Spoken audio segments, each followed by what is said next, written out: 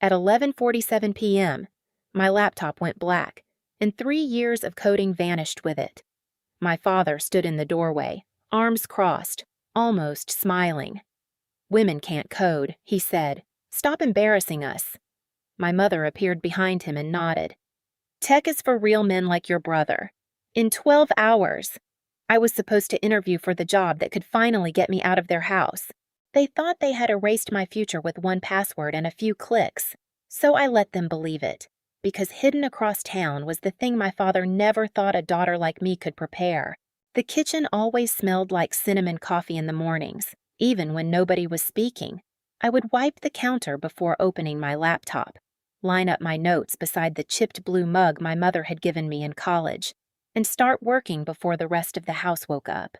For 8 months, that corner of the kitchen had been my office, my interview room, and sometimes the only place where I could remember who I was outside my family. I was 29, a cybersecurity engineer with 6 years of project work behind me. I had built tools people actually used, helped small companies protect their systems, and spent months preparing for one final interview that could give me steady work and enough money to move out. Still, my father called it playing on the computer.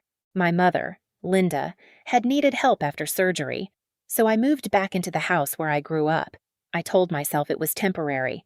I also told myself that maybe being useful would finally make them see me differently, that hope had survived longer than it should have. When I was 12, I won a science competition. My father left before my name was announced because my older brother Ryan had a baseball game. Mom found me crying beside my poster and said, "Your brother needs your father's support more than you do." Nothing really changed after that. My parents spent nearly $40,000 rescuing Ryan's failed plans when I needed a new laptop.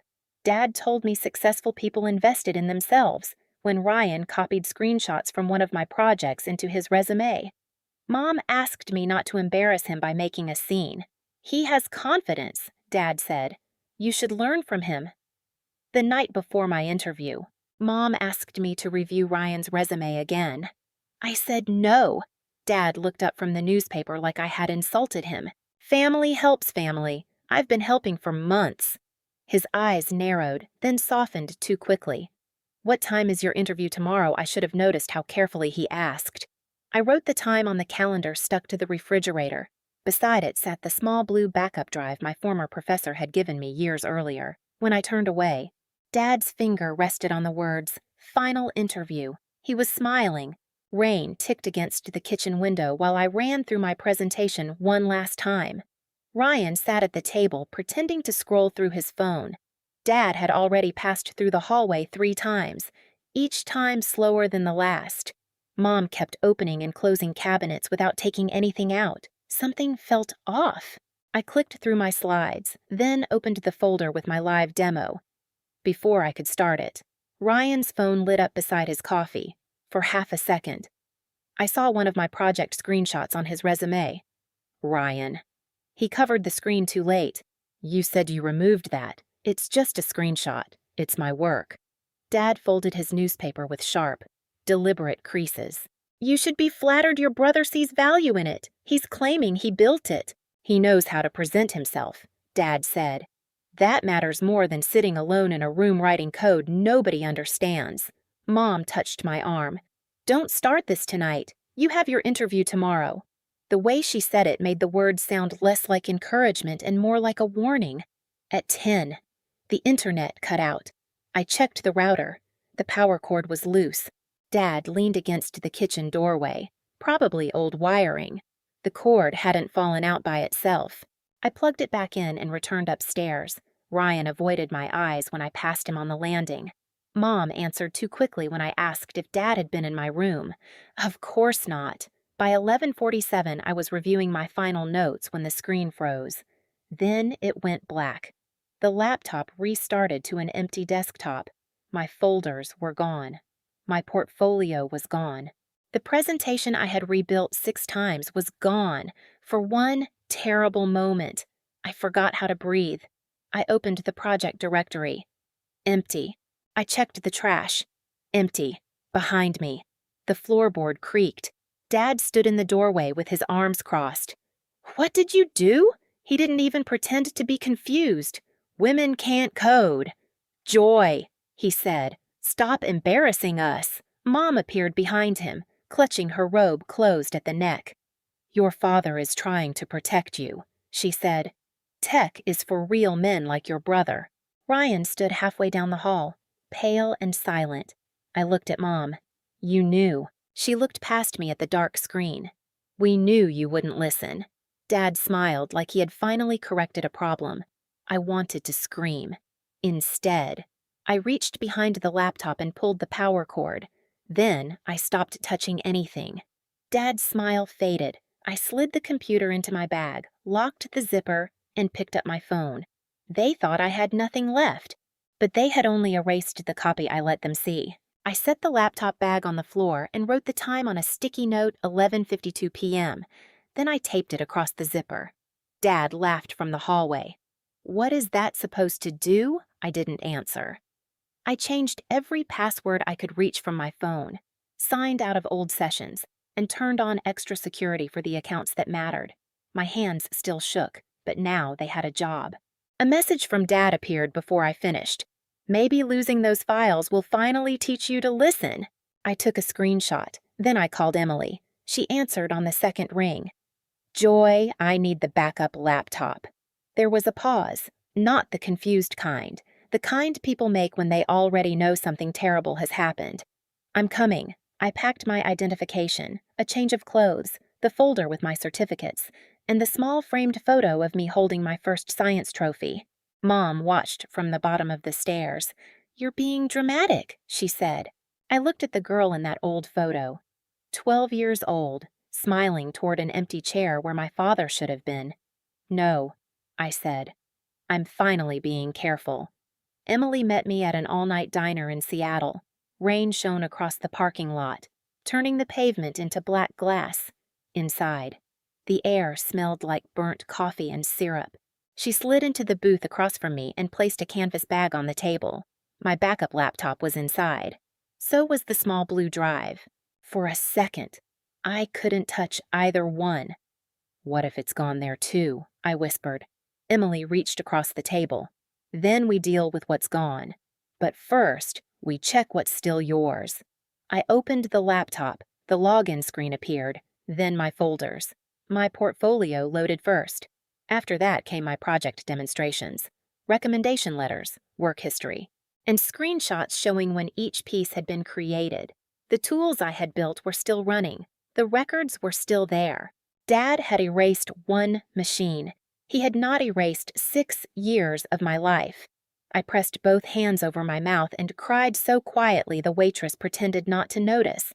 Emily waited until I could breathe again. What now? I looked at the clock above the counter. I had less than 8 hours. Now I go to the interview. At Emily's apartment. I showered, changed into my cream blouse and navy blazer, and rebuilt the presentation from the backup. Before leaving, I put the damaged laptop in a clean bag and contacted a digital forensics specialist. I also booked a legal consultation for later that week. At the interview, one engineer asked how I would respond if a critical system failed hours before launch. I almost laughed. Stop making changes, preserve the evidence, move to a verified backup, keep the operation running. Then investigate. He leaned forward. You sound like you've done this before. More recently than I expected. 2 hours later, I left the building without knowing whether I had the job, but I knew something more important. On the passenger seat beside me, the ruined laptop sat sealed in plastic. Next to it, the blue backup drive blinked steadily. The kitchen clock clicked so loudly I could hear each second land. Dad slid a page across the table and tapped the signature line. Sign it. Mom sat beside him, both hands around a mug she wasn't drinking from. Ryan stood near the refrigerator, staring at the floor. I stayed on my feet. What is it? You'll confirm the laptop failed because of a technical problem. Then this ends. I read the first paragraph. It called the deletion accidental and claimed no one had accessed my computer. Dad had written a lie and left space for my name. If I sign, what do I get? His mouth tightened. You get to remain part of this family. I placed the forensic report on top of his statement. Then I set my phone beside it. The report confirms the files were deleted manually, I said. Someone used the old administrator account. It started while you were alone upstairs. Dad barely glanced at it. That proves nothing. I opened his message. Maybe losing those files will finally teach you to listen. The refrigerator hummed through the pause. Mom's fingers tightened around her mug. Dad leaned back, taken out of context. What context makes it an accident? He looked at Mom. Waiting for help. She whispered, David, maybe we should stop. No. He pointed at me. She's twisting this for attention. I took the blue backup drive from my purse and placed it beside the report. You deleted one copy. Every project, recommendation, and creation record was backed up. Ryan finally looked up, including the project screenshots you used on your resume. His face lost color. Dad struck the table with his palm. Leave your brother out of this. He put my work under his name. He needed help. And I needed my father not to sabotage me. Dad's chair scraped back. You would have failed that interview anyway. I placed a sealed envelope on the table. I didn't. Mom stared at it. What is that my job offer? Dad laughed. But the sound was thin. One offer doesn't prove you belong in tech. No, 6 years of work proves it. The interview proves it. And the backup you never knew about proves I understand risk better than you do. He stood. You think this makes you smarter than your family? I think it makes me prepared. Mom's eyes filled. Joy. Please, we can still fix this. I looked at her. Did you know he planned to stop me from going? She looked down. Mom, he said you needed a wake-up call.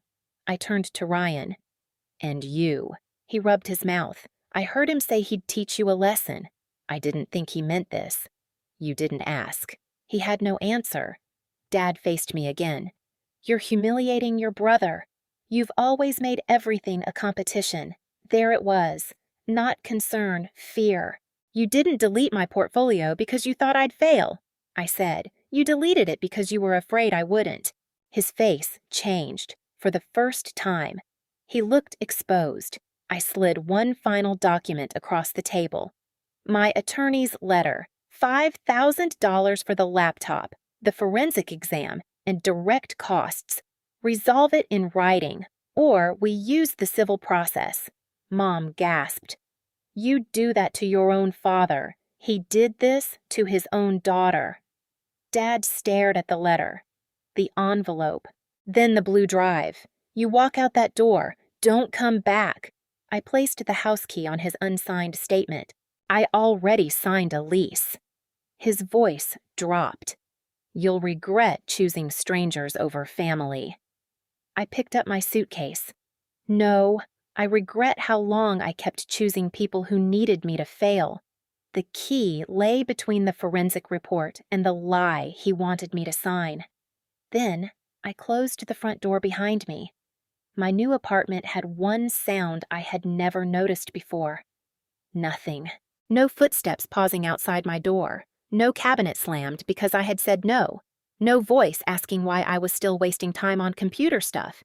Just rain against the window and the soft hum of my laptop starting up. I kept the blue backup drive beside my coffee mug. 3 days after the interview, the recruiter called with an offer. The position matched my experience. The salary covered my rent, and the team wanted me there because of my work. Not because they felt sorry for me. On my first day, my manager handed me an access badge and said, "We hired you because you stay clear when things go wrong." I carried that sentence home like something fragile. Dad ignored the attorney's letter at first. Then the forensic specialist provided a signed report, along with the message where Dad admitted he had deleted the files to teach me a lesson. His tone changed quickly. He agreed to repay $5,000 for the damaged laptop, the examination, and the direct costs. The agreement also required him to confirm in writing that the deletion had been intentional. There were no dramatic sirens, no public humiliation, just his signature beneath the truth he had tried to make me erase. Mom emailed every few days. At first, her messages were about how tired she was, how quiet the house felt, and how difficult everything had become without me. None of them mentioned what she had done. I replied once. I told her I would only continue speaking with her if she stopped calling Dad's choices a misunderstanding and stopped asking me to repair the damage he caused. 2 weeks later, she wrote back. I knew he wanted to interfere. I stayed quiet because standing up to him felt harder than watching him hurt you. It was not enough for forgiveness, but it was finally honest. Ryan removed my projects from his resume. A company withdrew an interview after asking him to explain work he could not actually perform. For once. Mom and Dad could not blame a bad market or unfair managers. He called me one evening. I signed up for a beginner course, he said. A real one. That's good. Can you help me? I looked at the blue drive blinking beside my keyboard. I can tell you where to start. I'm not doing the work for you anymore. He was quiet, then said, Fair. A year later. I was trusted to lead a small security project. Nothing flashy, just important work done well, with people who listened when I spoke. Sometimes, younger women on the team asked how I stayed calm under pressure. I never gave them the whole story. I just said, protect your work, keep your own records, and never let someone else's doubt become your password. That night, I locked my apartment door, set the blue drive beside my laptop, and listened to the rain. The silence no longer felt empty. It felt like mine. The blue backup drive still sits beside my laptop. At first, it reminded me how quickly someone you love can try to erase what matters to you. Now it reminds me that preparation is not fear. Sometimes it is self-respect. I used to believe keeping the peace meant staying quiet. It didn't. It meant making myself smaller so other people could stay comfortable. I don't do that anymore. Family does not get unlimited access to your future just because they share your last name. Love does not look like sabotage, control, or forcing you to fail so someone else can feel important. You can forgive someone and still keep the door locked. You can care about them and still refuse to carry the consequences of their choices. If you've ever had someone you loved try to make you smaller, share your story in the comments. And subscribe so you don't miss the next story. My father deleted the files he could reach. The life I backed up was already beyond his control.